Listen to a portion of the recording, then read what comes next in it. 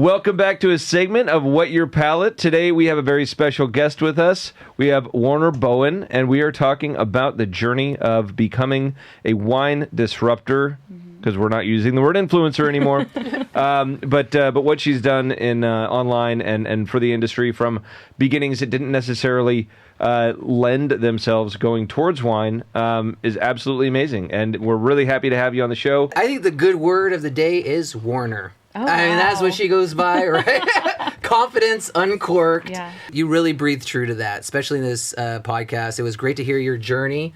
And also one of those journeys that I think is important for our listeners to hear, where it wasn't where you felt at the time the majority were going, but you still dove in and you dove into your education and gave us a real insight on the different paths that people can take when looking into becoming a somm and then also a wine disruptor and, you know, and spreading the good word. But I think it all came down to wine's for everybody. Yeah, I think we did a lot talking about like just making wine more approachable and what's going on like in the industry right now and kind of the thing that like we all need to collectively get on the same page. Yeah, and how much opportunity there is out there still, and even some of the potholes that you know you had to overcome through your journey from. How do you work within kind of the corporate wine world and people that are considering getting in, which we would love to see more people getting in, being inspired by you, being inspired by anybody talking about wine, just little things to look out for. Yeah. This was a really fun conversation. And also, don't let the trolls get you down. No, And Buster. That's one thing. But also, thank you, Buster. You want to find out about our favorite frozen foods?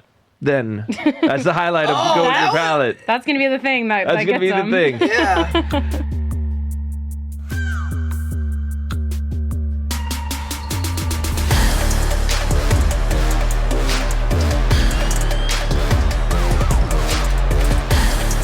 For somebody who is considering becoming like an influencer online, what would the draw be beyond the love and curiosity of wine? Is there Authenticity? But is there also a monetary aspect to it for people that get involved? Like, could people easily make a living being an influencer in wine? I'm doing it. But is it? I mean, I know nothing's easy if you're going to be good at it. But it requires a lot of work. Yeah, so you dedicate probably way more than a regular workday to it. Yes. But if they're willing to, if they got the grit, if they're willing to do it, absolutely.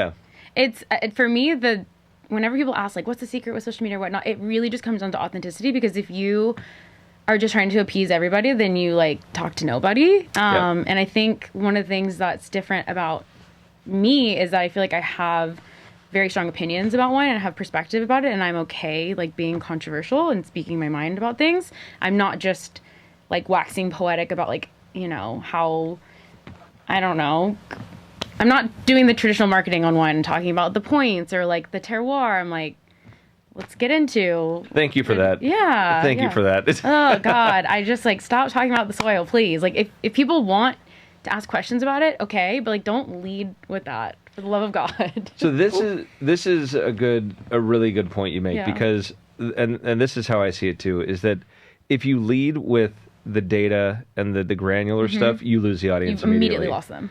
You let that be the discovery piece. Yes. And that's when, if they're so inclined to want to go down that route, you know you've got a customer who is passionate about whether it's your product or wine in general. When you see their eyes glaze over, you know you got to reel it back in, and you're talking too far in one direction. I mean, you might every once in a while like use those points as qualifiers. Like, yes, I do know what I'm talking about, but more importantly, this is the story about it, and that's kind of. I think that's something that it's systemic. Like our whole industry is held off from being able to kind of express that personal notion that is way more important than the you know, like you said, the scores or the clonal selection, which I can't stand clonals. I mean, they're important, but nobody gives a shit. No, we don't. It means that, like me, I'm someone that knows a lot about wine. Like that really doesn't mean much to me at all. Yeah. Like, does it taste good to you? That's what matters. We'll start there. So going off the path of tradition, are you at liberty to talk a little bit about kind of where you started on the social media side of things with this, and then where your career was, without mentioning any wine companies, and how that kind of ended and why? Yeah. And maybe also include the maybe like rough follower counts, like Okay. like from the beginning of it. Okay. So let's see. So I started when I was working at Nice Winery. I started off doing their marketing, and then I got some certifications under my belt.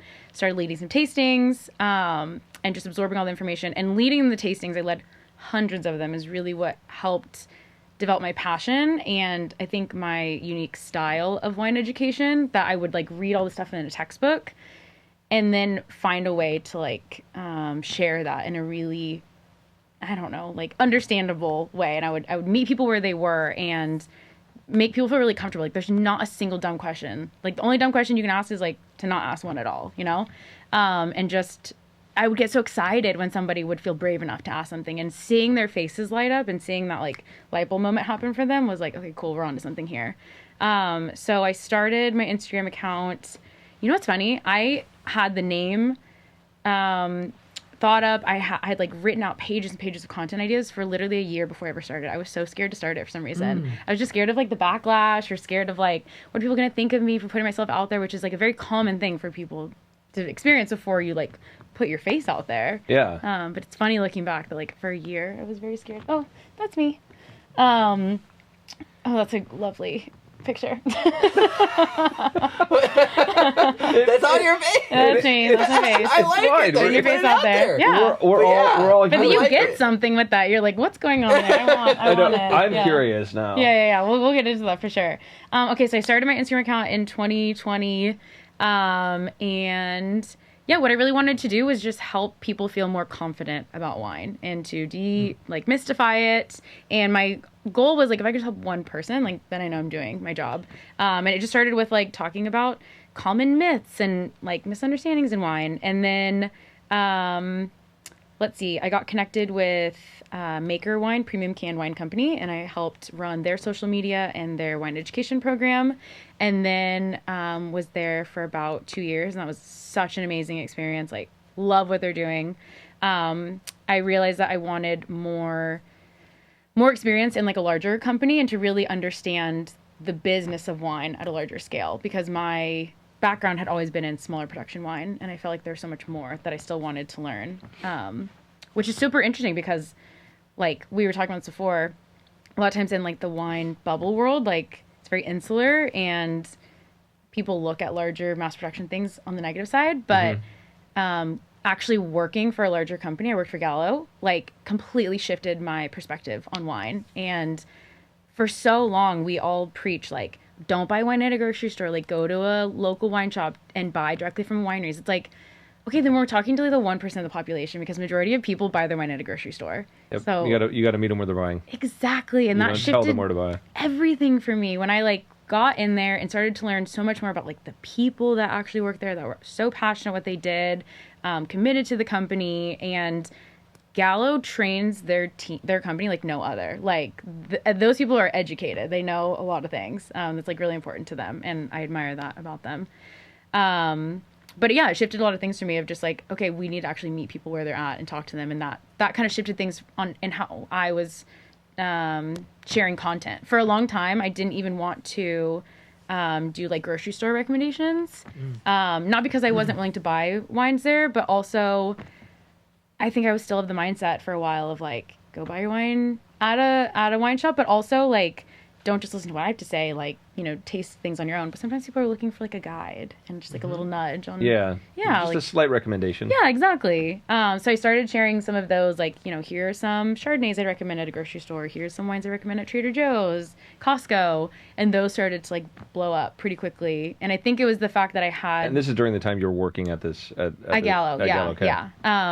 I think it was the fact that it was like contradictory in a way of like a sommelier buying wine at Trader Joe's, and that was kind of like, oh, interesting, like what's going on I guess I there. hadn't thought about that perspective, that angle. Yeah, or almost like if a Yeah. Michelin star chef is doing like fast food tour, you know, it's like two extreme opposites, and you're like, okay, wait, so this person's like credible and talking about something that's approachable. So I didn't realize that, but I think that's kind of one of the things. It's like, you don't drink Latoche every night. Honestly, yeah. Someone else is buying. But one of the things that really blew up for me was the mason jar video. We gotta click on that one. Okay. 'Cause, and you said you have Did you start doing merch with the mason jars too? No. Okay. Maybe I should. I don't know. I think you should. I just love that you're doing merch. Oh, thanks. We got some audio there, Art.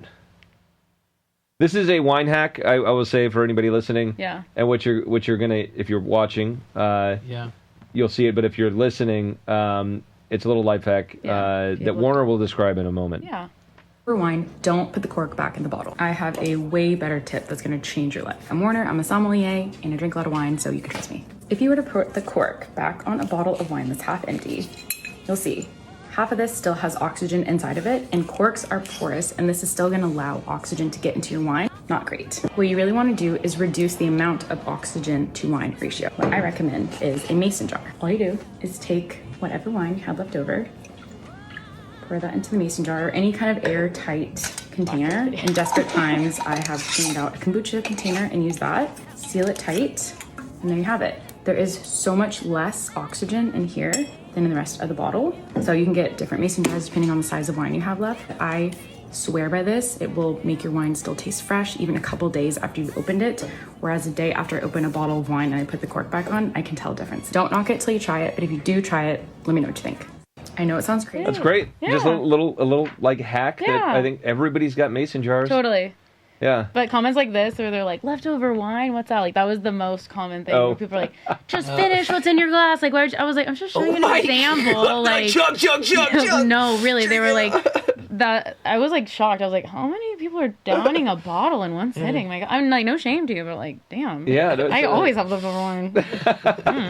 Especially working in the industry too. Like, you come home with bottles on bottles. Like, it's a normal thing. Yeah. There is. And they actually don't, and they don't know what bottle that was for you. That could have been like your fourth that exactly. night, and That's you're like, I'm just calling it like quits. Jumping all to right? assumptions. Like, Yeah. But literally, they're like, quitter. Okay, fine. Yeah. That's a funny thing to get on you about. Yeah. No, and that was like one of the first videos that like really went viral, and I started to get all this like hate, and I was like cowering. I was like excited, then I was also like, oh, I don't know what to do with all of this, and you said, and then you utilized it. Yeah. You said something at the end there. Which is it's a saying that I think we've grown up with too, like, don't knock it till you try it kind of thing. Just give it a try. And so what I love about that, which I think you both have in common, is like you said, like you have you know with your heart how you feel about wine and how you want to express it. But at the same time, I've seen recommendations come to you, whether it was this Halloween candy and pairing wine, right? Or and chocolate and wine, which I would love to kind of hear about. These things that you're kind of like, not for me if I'm not saying that right. And Joe has done the whole trying jalapenos and rosé and what'd you think? So I love it that you can come there and you guys, so if we could talk a little bit about that, because I think it's great that you both have that open-mindedness. I think. Yeah, like, why do we have to be so pretentious and pure with our wine? Like, just have fun with it. Yeah. Like, by doing that, you put yourself in a bubble, in a box that just no one can get in. It seems silly. Completely agree. And everybody has, their own opinion, their own taste buds. So, like, I understand that chocolate and wine is not your favorite thing. It's not. And, like, little asterisk. Like, if it's the right kind of chocolate and the right kind of wine. But I agree, though. Yeah, but in general, I don't think, and for many reasons, I don't know. I'm with you on that. Yeah. It's very much so. And I mean it's always, I don't know, it sounds romantic. It sounds like instead of after a dinner or something, you're like, yeah, let's go sit on the couch and then have like a light dessert. It's like, well, I get it. You're just gonna get like a nice chocolate out, but and have a glass of red. I think people said that it pairs, and because people don't know enough about wine to trust their own palate or their own judgment, they were just like, okay, so this works, without actually like take a second and like try them together and experience it, because it's not that pleasant. Yeah. But if someone tells you that it's pleasant, that's how I feel about like a lot of really esteemed wines. It's like we collectively agree that this is amazing, but like if you just try it without knowing anything about it, which is why blind tastings are so important. Like, yes, blind tastings are great.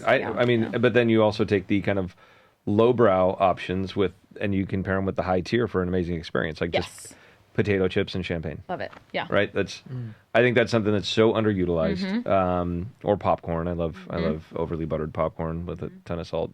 Yeah. and delicious. sparkling. It's like, that's just a great little snack. Yeah, I watched that movie theater pop, like that movie theater. Yeah. Water, so good. Man. No, but something I love, and I feel this way a lot of times, like I've, worked in so many like wine dinners and meals that are just so elevated, and you're pairing these incredible wines, but it doesn't always feel the most approachable. And what I love is like take an amazing wine and pair it with like a pizza, or pair it with a burger, and show people that like you don't, because who's just eating like foie gras at home, or like I don't know, like bone marrow, like how relatable is this always? Show people that you can incorporate wine into more everyday things. Make it more of the common options. I think that's it.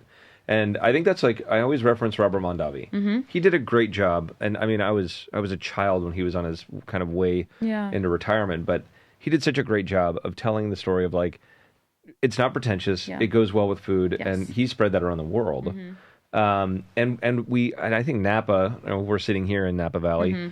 I think Napa's the one that really fucked it all up. Personally, I think Napa, we need to fix this place. Yeah. And this place is the epicenter of building the wall back up. Yeah, absolutely. And so, I like to think that we're a part of that. Mm-hmm. But, and I'm willing to take the flak for it, and as you are as well. So hopefully that continues and we get more people to jump on the bandwagon to bring it out there. Because, making it fun again. Yeah. Yeah. Make wine fun again. Yeah, make wine fun again. I like it. Like do hats. Yeah, there you go. More merch. Well, other than merch, would you attribute the influencing adding to, say, this new venture that I would like to talk about too, that you started? Did the wine disrupting, influencing, getting into that world help with that, and how you got into that? The Graze Craze. Oh, cheese board. Those are really cool. New venture that just launched. So Graze Craze, if you're not familiar with it, is basically I don't know if I'm allowed to say this, but this is how I associate with them. I think they're like the edible arrangements of charcuterie. That like is such a genius business model because no one else is really doing this. That it's across the country. There's like over 100 locations, and you can just get a beautiful board. Yeah. Yeah. Pick a board up on there. I would go to menu, and I mean you can go to my board if you want. Yeah. So I created a custom board with them. If you go to board. seasonal, right there, it's so cool to see. These look so good. They're beautiful, and they make all different kinds of boards. There's brunch boards, there's dessert boards, there's keto boards. So they started out just B2B. For just like your company event, and then customers were like, no, I want this for my baby shower, for my holiday party, whatnot. And when you're planning a party, like this is why I was like so excited to work with them. The last thing I want to do is make a charcuterie board. Hit the wine pairing picnic box there, our upper right. Yeah. If we can't find Warner's. That's it. That's just a smaller version of it. They come in like all different sizes. But the CEO reached out and said that they make these amazing boards, and customers are saying, cool, what kind of wine should I pair with it? And they're like, that's not our forte. Like, we know a lot about charcuterie, but we're not really sure what to pair it with. So they asked me to help make a guide for them. And as we started talking more, I was saying, like, I'd actually recommend some of these cheeses, some of these meats. I was like, gotta have Manchego in there, because that's my favorite cheese. Yeah, you've mentioned that a few times. Yeah, I love it. And there it is. And they actually, like, brought in Manchego specifically to, like, create this board. And so where are your recommendations for the wine pairing? Or do you have those So there's here? a guide that comes with it, like a physical, like we create a booklet, which is super cool. And it like, it's like 8 pages, but it kind of is my philosophy on wine. That's, here, the number one rule, there are no rules, right? Like these are all just suggestions. Mix and match however you want, pair bold with bold, and fat pairs with acid, just kind of giving you some tools. Yeah. And then instead of saying like, pair this cheese with a cab and pair this cheese with a Sauvignon Blanc. I was like, who's really doing that? Like, if you want wine, like, here are wines that are going to pair with the entire board, because that feels way more, like, realistic. Like, here are different types of sparkling wines or rosés or medium-bodied reds. Like, you don't want something that's going to overpower. And then at the end, it's like, try these bites together. Like, try this cheese with this meat and this one.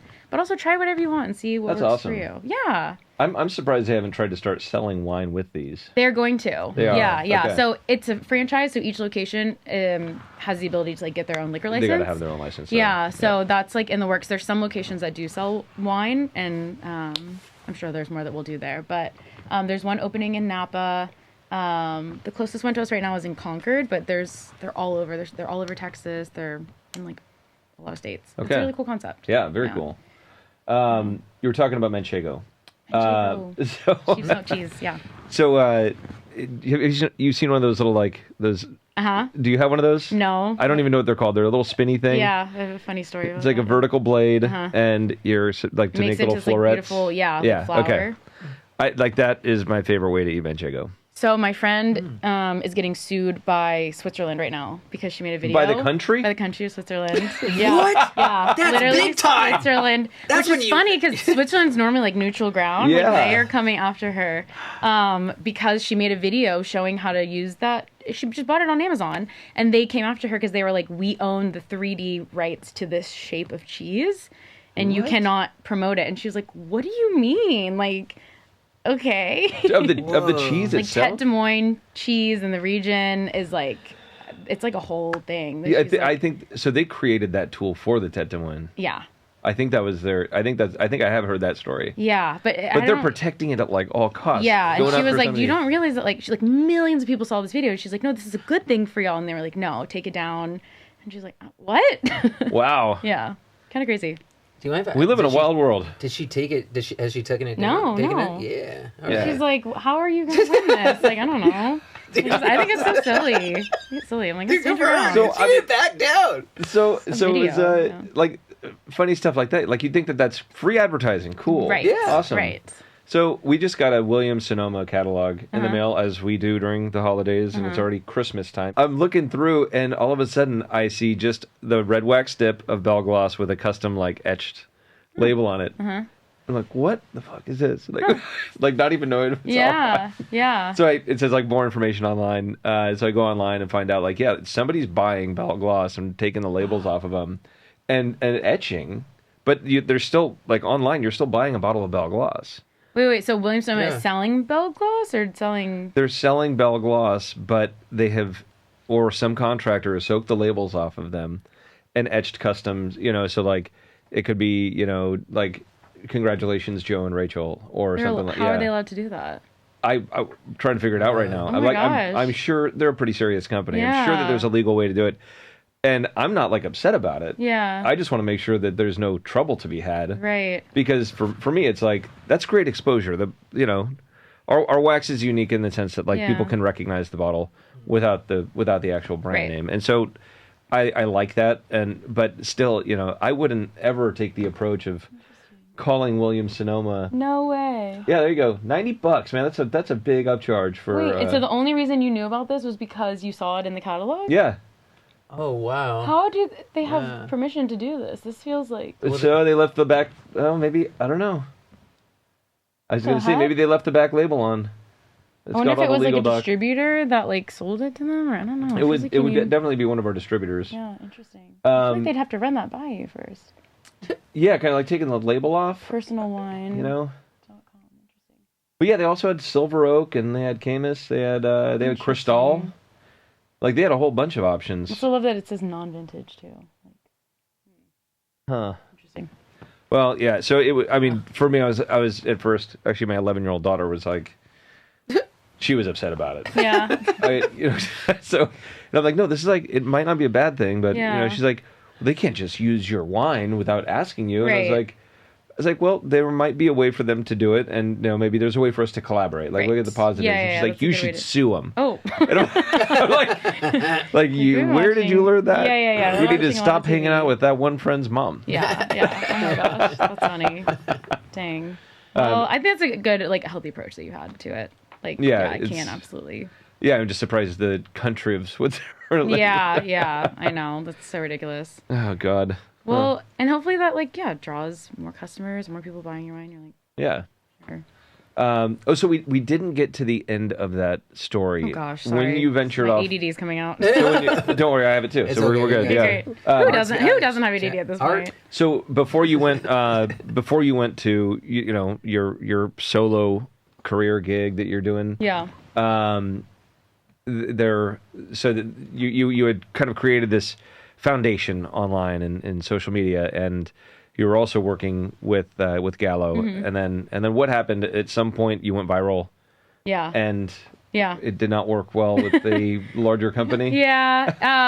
Just ended up being like a little bit of a like non-compete kind of conflict of interest, which I understand. I really do. I came in, coming from like the world of wine where I had permission to like talk about whatever I wanted. And then realizing that like I did actually work for a company and that like, we're all, I don't know, a part of one family and like to promote a wine outside of it. I understand how it could be viewed negatively per se. But so had it been all Gallo products, they would have been okay with it. Maybe. Like asterisk to that, because there was also like wanted me to disclose like hashtag I work here if I was going to post a Gallo product, and I didn't feel comfortable sharing like where I worked online. I never had shared like where I worked. That's a good point. Yeah, and especially like I don't know, there's just like weird people online. I don't want people to know where I live. I don't want people to know where I work. No, I get that. Yeah. So I didn't feel comfortable with that, and And so you parted ways amicably.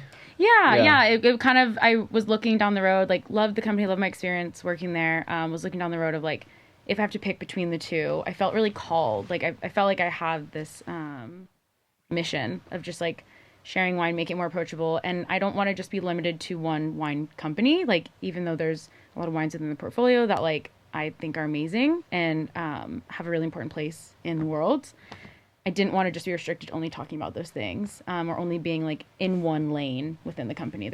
I'm so multi-passionate about wine. Like my experience spans like marketing, sales, viticulture, hospitality. Like I want to do so many things. And by kind of going off on my own, even though it was the harder decision, because you leave security and you leave everything and you like have to figure it out. Yeah. It felt like there wasn't another choice, and that I was like, I gotta just rip the Band-Aid off and do it. And now you have the freedom. That's awesome. Which is like equally wonderful and terrifying at the same time. But it's been a wonderful, like, best decision I've made. Yeah. That's great. Well, I'm glad it's working out. I hope it does inspire other people to also get involved. Yeah. Because as much as it's nice for you to have a lot of success. Yeah. I think that there's an opportunity for a lot of people to have a lot of success. 100%. A rising tide lifts all ships. I can really agree with that. Yeah. If there was one thing for people that want to start this journey, because I like how you did mention that in the beginning, maybe a little intimidated because you didn't have this background that seemed of being a server, having that kind of experience, and you went your own way, and I think it worked out beautifully. And you're doing a lot of great things now that led to that. Is there anything in your journey that you would change as like a learning experience? Yeah. Or is there something that is key that you felt like you really hung on to in the path, like as advice? Yeah, it's a good question. I think like just getting started is the most important step, because I, as a recovering perfectionist, like to try to figure out things before I do them and make sure I do it right and that I don't fail at it. But a lot of times you learn by failure. You have to just like jump in and figure it out. And so I was like, if I don't know how to edit things properly, or if I don't have this, that, and the other dialed in perfectly, then it's not going to work out. Like, just get started. Like, get comfortable being on camera or whatever it is that you want to do. And I think just really, like, lean into what makes you unique. Because if you, for a while, I felt like I was looking at other people and seeing what they were doing, what was successful for them. And you almost try to use that as a blueprint and, like, emulate it. But it's never going to work for you, because that's what's unique to them. That's what's authentic to them. And, that's what attracts people. Not that like blowing up social media is the goal. That was never my goal, but I had like a very distinct opinion and belief when it came to the world of wine, and I shared that. And it was different than what other people were doing. And I think really leaning into that, like that's the beautiful part of like any business or any person, is like owning what makes us unique. I'm trying to assimilate. I love that. Yeah. I think that really that shows through your content. Thank you. Like I was like too, I was just like, and it's Warner's way. Aww. She's one name. she's like Prince before the symbol. So I don't know if you've been thinking about symbols or something like that, but just those little small details that kind of like, that I picked up on and apart, and then like that. I mean, that content that we saw, you had something to say about the mason jars, and it was like I felt like we were FaceTiming or something, and you were just giving giving me that. And you know, who That's cares? okay. And where's Buster now? Who cares for Buster? Yeah, and that's the thing. You could have that your alter ego, your alter account is Buster? No, Warner's Way. I like Honestly, that. I like that. I like that. Where you get to like you put a mask on and just talk shit. Oh, you guys should start just developing your own trolls. Oh, that'd be And cool. then you Troll can have ourselves. because beef, hey, dude, Just beef troll also ourselves, gets like There you go. like you're fighting with yourself. So I mean, did you that. like in that video, like there are some things that were just unintended that I've done, and they've gone viral, right? Yeah, And so, have you had one of those instances, like in that video with the mason jar, Yeah. where you're pouring it out of the glass rather than out of the bottle? Yes. That I didn't realize how controversial that was. Yeah. People were like, "Finish your glass." I was like, "Oh my god, I'm just giving you an example."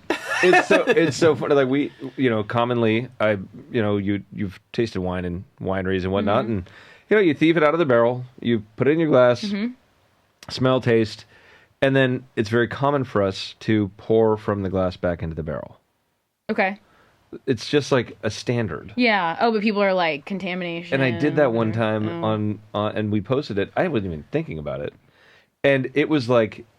It was like he just put COVID in all of his wine, and it went viral. I was like, you do realize that alcohol becomes bacteria. exactly. but Like okay. nothing's gonna live in here. Yeah. And so then Do you know what else? then we did an educational post to follow that up, Yeah. where it was like, in Burgundy they actually spit back in their glass and then pour it back into the barrel, and because that's like liquid gold, right? Yeah. They don't want to waste a Or drop. like you don't like people don't get their panties in wad when you like crush grapes with your feet. You're like Yeah. your feet are in the wine. Like Yeah. what? There's so many. It's pretty funny. The things that people hone in on, Yeah. but that really do make it viral. Oh, controversy is like the key to virality. Yeah. And like if you try to fake it, I mean, sometimes it'll work, but it's always the unintentional things. Like I made a video of like how to use an osso to open an older bottle of wine, and I am born in 1993, and I said if you're opening an older bottle of wine, I was showing a bottle from 1993, and the comments were just filled of like, I'm not old, I'm a millennial, da, da, da, da. And I was like, okay, if that's the thing that makes this video pop off, sure, like, by all means. I'm not old. Yeah. It's like, okay, at 30. Just people projecting constantly. Yeah. I know. That's I was like, dude. why is she gaslighting me? Honestly. They were like, thank you, I learned how to use an osso. I was like, you're welcome.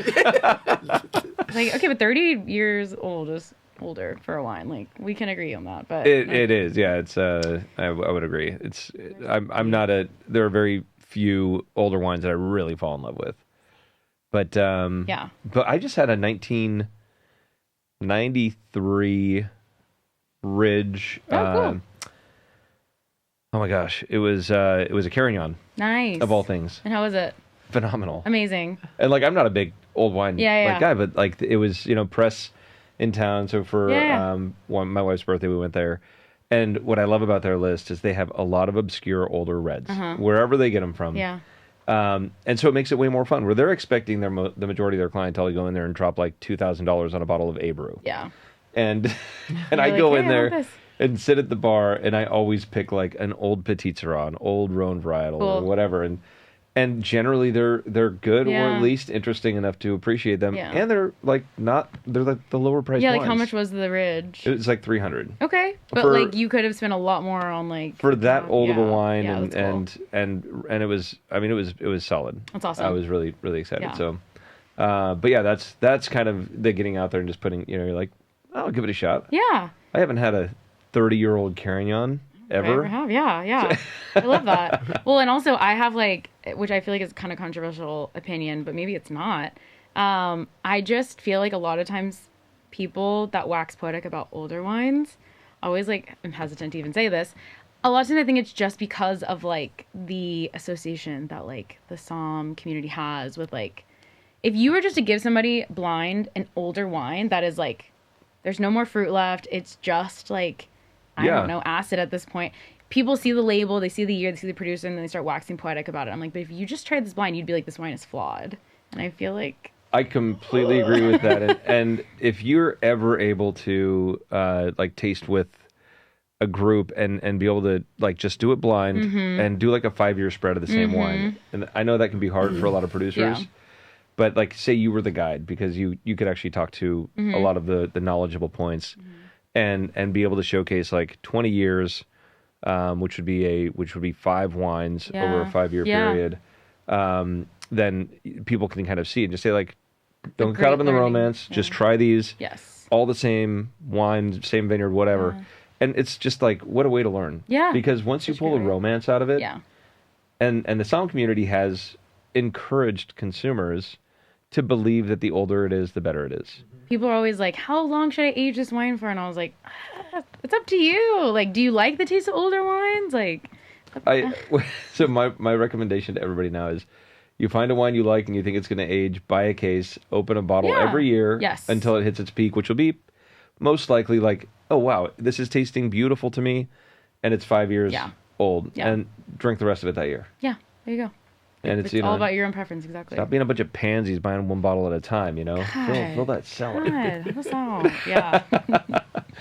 So I did want to get a little bit into Gen Z. Mm-hmm. So you've done some research on... Yes. I sure have, yeah. I love the topic of like Gen Z millennials and wine consumption, lack of it, or all of that. So I shared a video when, I mean, it's so funny because we're so informed and all anyone's talking about is like, you know, the lack of consumption and wine industries going down, whatever. It's like all this fear mongering all the time. And then I talk to people outside of the industry. Like I just had a conversation with someone this weekend and I was like, well, you know what's going on in the industry. And they're like, no, what's going on? I was like, oh, it's you know, huge lack of consumption. And they're like, I didn't know anything about this. Like they don't know. They're just like living their lives. They're not involved in all of this.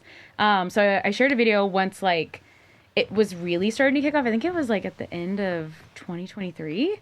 When, you know, France was starting to pull vineyards out and we were just talking about it in California, of just like, hey, there's a huge downturn in consumption. And I'm just curious, like if people were making all these projections in the industry, but they weren't really listening to the consumers and weren't really asking them. And I was like, if you ask people their opinions, they will tell you it. It's just a matter of, are you willing to listen? And so I just said like, hey, if you're not drinking, if you're Gen Z millennial or Gen X, like why? And I got 34,000 responses on this one video, which was insane, very overwhelming. And a part of me was like, oh my God, is nobody drinking? Cause like, but I like intentionally attracted people that weren't drinking. But I was like, this is way too much. I didn't want to just stop it as like an ego boost. Like, oh, this video went viral. Cool. Good for me. I was like, no, there's something here. Like, what can we do with it? And so I was trying to figure out like how to analyze it. And I shared a video of me like makeshift data analyzing analyzing the comments, and a friend from high school reached out and was like, hey, I'm actually a data analyst for Dell, like I'd love to help you. I was like, oh my gosh, cool, thank you, I have no idea what I'm doing. And he started like running all these tests on it, and we pulled like what were the most common words and associations, and like have legitimate data of like the 5 most common reasons that people aren't drinking as much alcohol. And they were really surprising to me. Like a lot of them weren't what I was expecting. One of them being like the use of antidepressants and anti-anxiety medications that our parents weren't on them. Yeah. And a lot of them you can't combine with alcohol. Yeah. I hadn't even thought about that. So the overprescription, I probably can get in trouble for saying that, but I personally believe there's an overprescription out there. Yeah.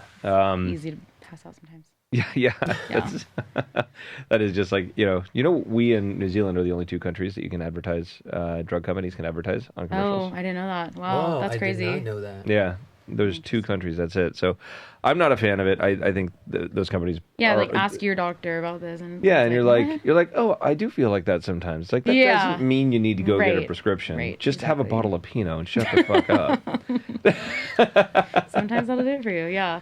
But, like, a lot of people responding things of, like, I grew up, my parents were alcoholics, and I don't want to have that relationship with alcohol, which is, like, totally understand. Legalization of cannabis is a huge factor. And then the fact that, like, wine is increasingly becoming more expensive. It is in these unapproachable bottle shapes for many people that you don't know what it tastes like. You don't know if you even like it, and you have to commit to this like $50 bottle when you could just buy a can of High Noon or a beer or something, and it's like much cheaper. That's why I'm such a big proponent of like single serving wines, even though it's gonna take a while until we like fully get into that trend and understand the like cost associations with it and the difficulties there. But for a generation who really appreciates their individualities, they seem to consume in a very vanilla, standardized way. I mean, that's kind of... Millennials or Gen Z? Well, I think both millennials and also Gen Z. Expand on that. So, like, I think it started with millennials. I don't know if it's the top end of millennials, but we've all appreciated like the sense of individual is like more than ever, right? We're not all trying to be similar or be in a group. Like we all believe that we're our own unique person, which we are, no matter what. But they generally end up conforming to very similar espresso martinis or so drinks, clothing brands. It's still consumerism is still out there. Absolutely. And that's going to be driven by demand, and style is going to be created based upon that demand. People want to fit in. I mean, it's never going to go away. But the fact that like wine is a great differentiator, and it's a conversation starter. Yeah, I'm just like interested to see where that leads to, because you could really express yourself. Well, unless you're a militant somm, then you only drink what they drink. Right, of course. But you can really express yourself through kind of that journey of wine versus. I know what a black cherry white claw tastes like, and 100%. I'm going to go to that every day. Yes. And that sounds so damn boring. It really does. But for some people, they know it's the safe thing, and like I didn't grow up with parents that really drank wine. I didn't learn about it, and I remember when I finally like was old enough to purchase wine, I was so overwhelmed buying wine. I remember I'd go in the grocery store, and it was just like a sea of like hieroglyphics. It's like, what does any of this mean? I don't even know what a Chianti is, like. But I know what, and this before High Noon was even out, but like I know what there's a black cherry on the label. I know what that's going to taste like, and I guarantee that. Or like I've had, this, my mom used to drink this like Kendall Jackson Chardonnay, and I know I've had that before, and I know it's good. And I know that like everyone in this aisle is judging me right now, so I just need to buy it and run. Like there's this overwhelm that comes with wine all the time that it's like, how do we make this simpler? Yeah. And meet people where they're at. Because, when we're, I don't know, giving them next to no information. It's like, how are they supposed to understand what this tastes like? Yeah, and the critics, I think, have they've been a part of that too, where it's they could be doing something completely different. And I know we have talked about it, but there was a point about the critics where one person's opinion can be very powerful, but also very much a negative for the industry. Totally. So one guy rating all of California wines, all of French wines. Yeah. And so that continues to happen, but it's seemingly less important every year that goes on. But there is this idea, and I'd like to get your thoughts on it, that with the European Union and the consumption of wine going down and the amount of acreage that they have and their desire, and they have a more protective element to their culture with wine than we do in the States. As far as subsidies and wanting to maintain those vineyards and those elements of production. So they're going to support it. So there is a hypothesis that the EU has been paying these publications for either like a lot of advertising, to the extent that they are elevating the European vintages on a score basis and downgrading the United States appellations on a score basis. As an example, he gave Napa Valley an overall rating of 84 points for the 2022 vintage. Wow. I don't agree with that at all. Yeah.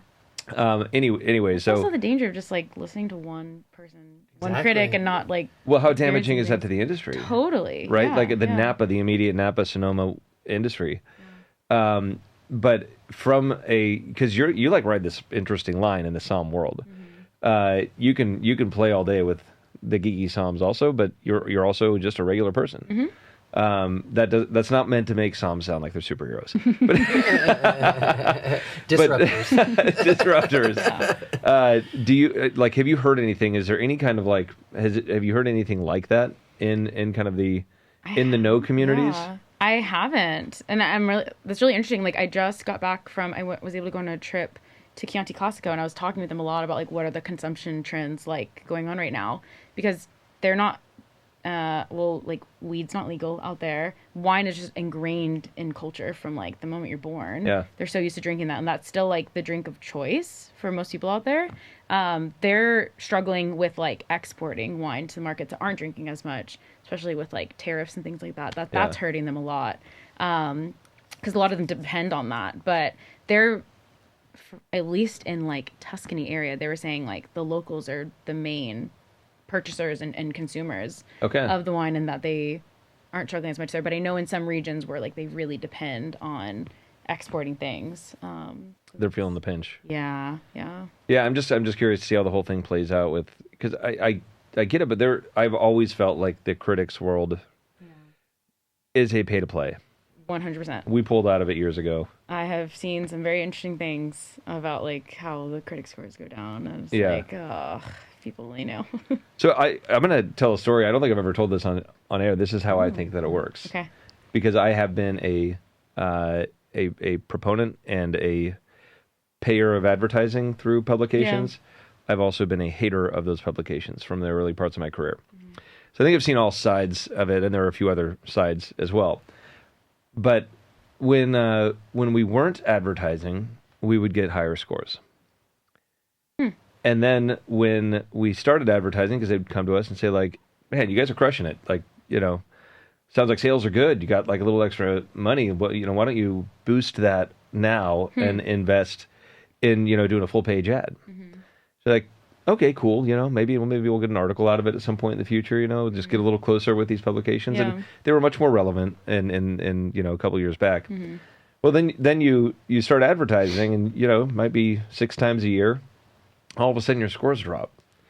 Like just a little bit or significantly? Significantly. Well, so let's say from like a 92 to an 88. Yeah, that's pretty significant. So it's significant once you cross that 90 barrier. Yeah. Once you go below that. So that I think is the big point of that. But then they utilize that, and they go to other wineries, and they'll say, I'm like airing out some dirty laundry here. No, I'm but I'm a little pissed right now. But so, they'll go to other wineries and say, "Hey, those guys over at Copper K, man, they're only getting like 88 points, but they're advertising with us, and look at their growth. You got to advertise with us." Interesting. I've never thought about it that way before. It's a fucked up. Dude. Anyways, that's crazy. So, but that's like inside stuff that I think it's great to have transparency with. Like how many people, whoever. They're never. The publications are never going to talk about it. Yeah. This is the kind of stuff. This is like where your voice. I mean, if you do some digging on it or whatever, like, because critics are never going to talk about it. Publications won't talk about it. I'm one of the few probably winery owners that will talk about it. We need more people to come. And I forgot who it was. Someone that was either with like, I don't know if they're with Wine Spectator but admitted to like what was going on behind the scenes and like accepting bribes and left because of that. And that was, kind of shook things up, but it was like, it's I don't know what's happening. That's the way, that's the way they're making money. Yeah.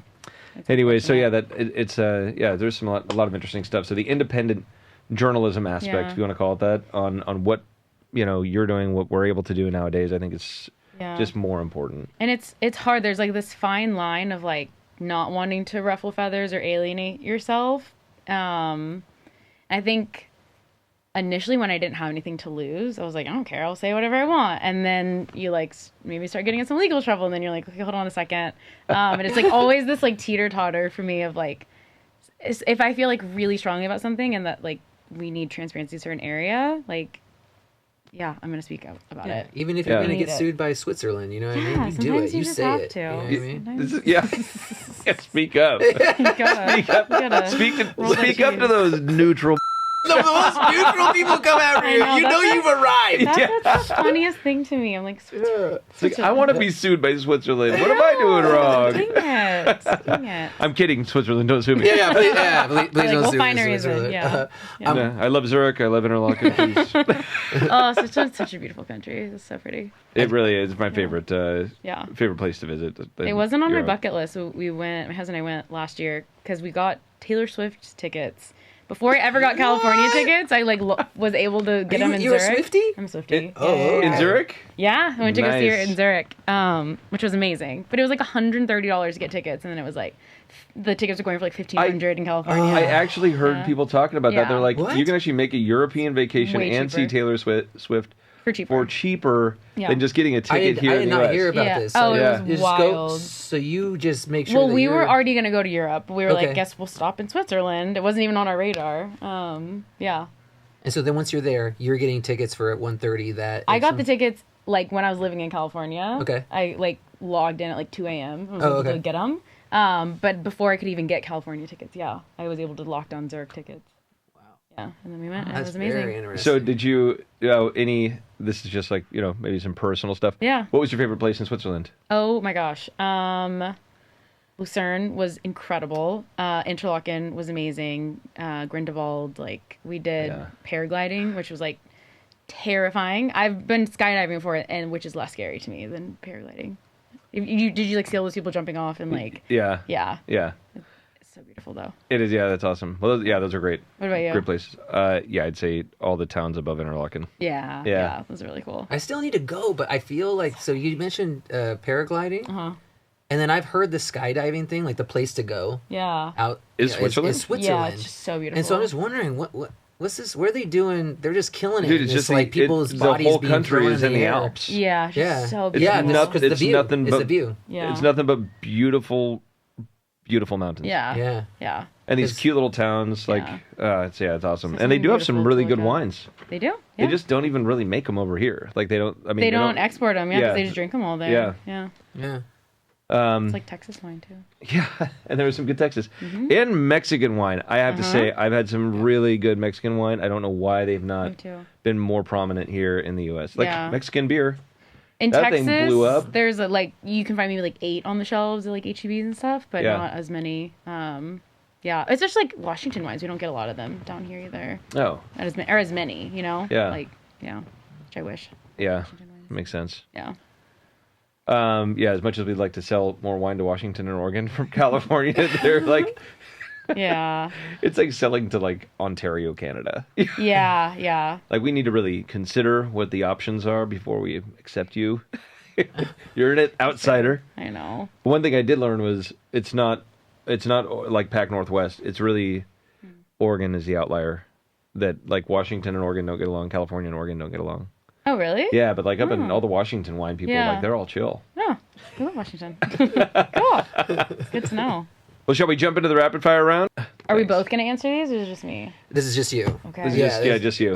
No one cares about nobody- Mario. Okay. Right here, what happens there? I What are wanna your know your answer. 3 favorite frozen foods? Just kidding. Actually, now I want to know. Okay, froyo is one of my favorite foods Okay. of all time. Yeah. Does that count? I think That does count. I'll give it. Yeah. Yeah. Frozen foods. I'm a big Trader Joe's girly. I love the bows. Those are delicious. Gosh, this is a hot seat question. And I also really like frozen waffles. I don't know. I Okay. like Vans frozen waffles. Those are all good. Yeah. Yeah. I would like to say that a lot of my favorites tend to get discontinued. Yeah, Now I'm it's trying hard. to It's find really out annoying. about that. It's The really mozzarella sticks Oh, that's a bummer. at Whole Foods 365. Sorry. They were awesome, The amazing. breaded Yeah, and they're mozzarella gone. sticks. You That bake them? feels like a staple. Why would they go away?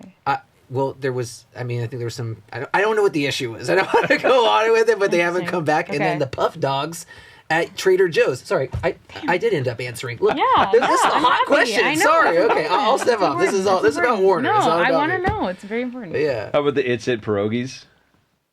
It's it pierogies. They made pierogies? Well, so the company It's It. Yeah. Yeah. They also have like a couple other products that are like bagel dogs and pierogies. Oh, I didn't know that. That's cool. Oh, yeah. I thought they just If- did ice cream sandwiches.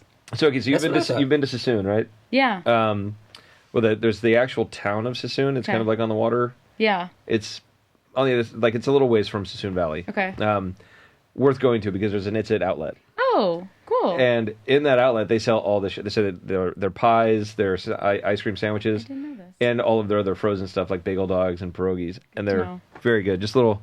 If you're in Northern California and you're looking for some authentic, Polish food. unhealthy food. Yeah, there you go. All right, favorite varietal today. Oh, that's so hard to pick. It's like picking a favorite child. One that I like always wax poetic about is Gamay. I love introducing people to it because it's so underrated. And if you want no shame to Pinot Noir, buy Pinot Noir. It's delicious. But I think it's such an amazing value. Like you can find exceptional quality for a fraction of the price. Okay, Yeah. that's a good one, and Yeah. they're not that easy to find. No, they're That's not. at least in Not this in California. part of the Yeah. world. Yeah. One wine region you feel is underrated by most people. I am a big fan of Livermore. Okay. Have you been there? Yeah. Have had some of their wines? Yeah. It's, I got invited to go out and I just like didn't really have any expectations. And it was, we were talking about like Sassoon Valley before in Fairfield and just like the sense of community there. And it's like very down to earth and it feels like, I didn't live here 30 years ago, but what people say is like, this is what Napa felt like 30 years ago, that it's like a little bit more down to earth and it's friendly and welcoming and way more affordable.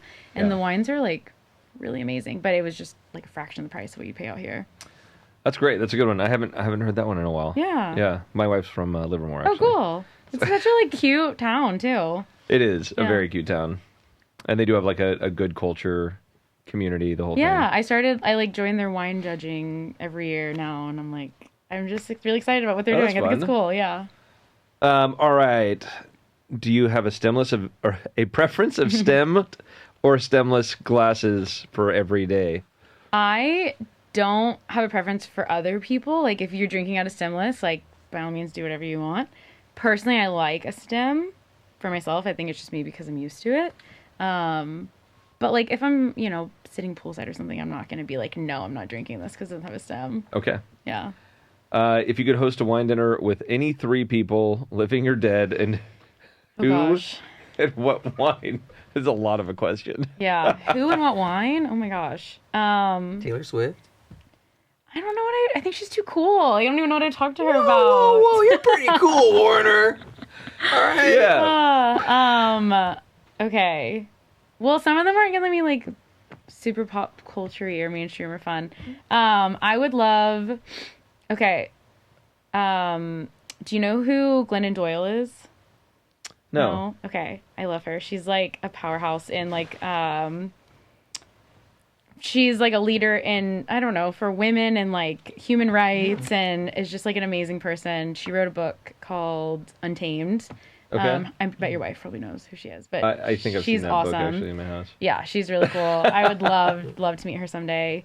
I don't know. I feel like I gotta come back to this. I think of cool things. We can come back to it. Sarah Bareilles. She's my favorite artist. Really? She's my favorite artist. I'm like more of a Sarah Bareilles fan than a Taylor Swift fan. I'm not gonna write you a love song. Yeah. She's like an amazing person too. I'll think of someone else that's like really cool. That's so good. We'll circle back to that. That's already good. Yeah. Like Taylor Swift, you might make it. We don't know. But you're not on the list I yet. don't know. You could be a worldwide superstar, but You know not what? in this We'll house do right now. a dinner with 4 people and you guys can come too. We'll invite you guys. Oh, there we go. See, that's what we're just kind of waiting for. Yeah. Like Art's back there, kind of like, hey. All right, you come too.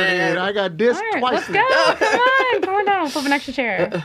All right, and worst wine purchase you have ever made that you can recall right now, and what you learned from it. I don't know if I've ever had a worst one. Like, I feel like I've learned something from everything. But I'm also not someone that's going to shell out a bunch of money on a bottle. I think maybe one of my worst, like, experiences was I saved a bottle of a really nice wine. It was like $400, and I moved with it. We moved from Texas, and I opened it on our anniversary, and it had turned. And that was a good lesson for me to, like, you can't take it with you when you go. Just, like, stop holding on to your wine forever and just drink it Just now. enjoy it. Yeah. That's great. Yeah. I got one. Yeah, let's hear it. Any unexpected hobbies or obsessions outside of the wine world? I'm a big, like, festival EDM girly. Okay. Yeah. I love, like, raves and live music and I just saw Chainsmokers. Oh, fun. And You had Figo. Kygo? Kygo, sorry. As you can tell, I'm not like the biggest fan, but I was trying to act cool. I heard that was a fun show. Yeah. No, it was good. Actually, they were the headliners.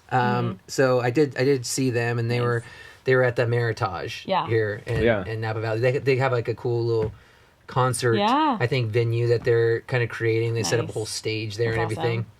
So it was nice. I felt blessed that I got to experience it actually from a suite. Okay. Like from a Bougie. balcony. Yeah. Well, I mean, just because like I'm getting kind of old. I look down there Yeah. at all these people I pressed can't up hang. against Yeah, each yeah, other, it's a just lot. rubbing bodies, It's a lot. clothes of fabric. And I'm like, I just don't got it in me I like anymore. to I need to be sit on on the the- balcony, yeah. safe. I like to be on a little bit on the side so there's like room to dance. and Yeah, stuff. yeah. I don't need my ears bleeding. Yeah, It's not- yeah. I like exactly. literally wear like earplugs when I go sometimes. Like, gotta protect the I'm at that level too. I wear the earplugs at all yeah. concerts. Yeah, you're like, I don't Yeah. want to be Well, that's having good. ringing Yeah. all the time. Yeah. I mean, yeah. And if you're gonna take isn't there for kids because I mean you have kids. I mean, if they're going to concerts, isn't there a certain Yeah, age they range wear where the, they like, have to wear their headphones, yeah. little protective? Yeah. Oh, there is? Yeah. What? You see like babies Oh. that like bottle rock.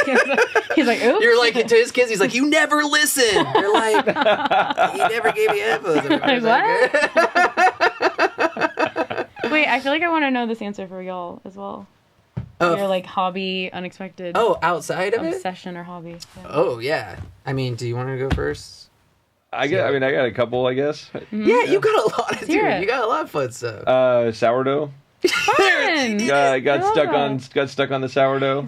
I've never done it yet. Where'd you get your starter from? I bought it from a place in San Francisco. Cool.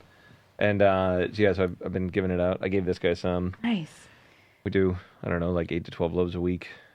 That's a lot. It's a lot. We just like giving it away. That's really cool. But it's fun, like making different flavors. and all Yeah, that's awesome. that. when I was in Italy, we went to a restaurant and they were using a 60-year-old starter and they showed it to us. I was like, whoa. Just like steal a little. I know. Bring that back. Yeah. Then a lot of like range stuff, guns. Cool. Yeah. So that's a lot of fun, and then it's like whatever the kids want to do. Yeah. Yeah. I love that. It's awesome. I got into the gun stuff recently too. Yeah. The guns. With him, yeah, the gun He's stuff. getting okay. Yeah. Yeah, and then I got a lot of flack recently because, like, I got my motorcycle license like over a year ago, but I just got a bike. Yeah, I did actually. Yeah, I'm gonna start. Oh. Yeah, we're getting out there. And so I think I was telling you about that too. I kind of forced myself. I got getting rid of my car. And, Yeah. And just gonna be me and the bike on the road. Fan rave off. Perfect time Yeah. for winter. Yeah. I know, everyone said that. Yeah, Honestly. I'm great on timing. Yeah. Also love martial arts. So Cool. I was actively training a lot in younger years. I'm getting back into it, and obviously enjoy UFC and Nice. that whole realm. I think. Cool. I don't know. Good outlet. Yeah, we started as wrestlers too. Is that how you met? We actually That's how we start. We start wrestling around, trying different we both moves. decided to become straight around 19, 20 years old. Yeah, it was. That'd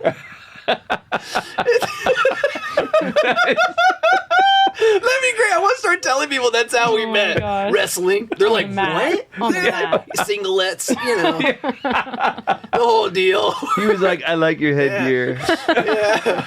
Oh, Like your 18 unitard. innings in a baseball game, dude. We went like 21 rounds one time, all night, just wrestling.